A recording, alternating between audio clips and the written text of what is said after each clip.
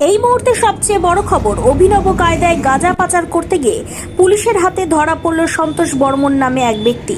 চার চাকা গাড়ির বিভিন্ন অংশের মধ্যে ঢুকিয়ে গাঁজা পাচারের সময় নাকা চেকিংয়ে ধরা পড়ল।